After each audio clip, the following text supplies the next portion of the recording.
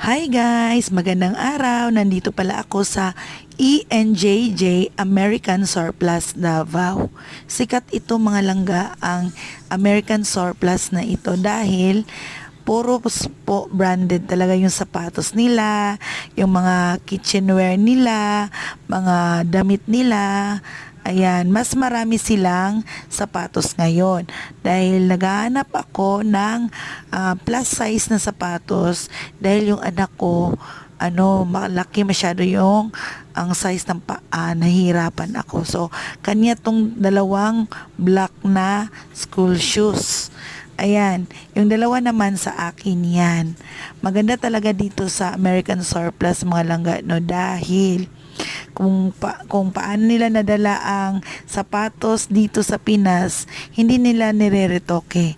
Yun talaga, matibay talaga at maganda.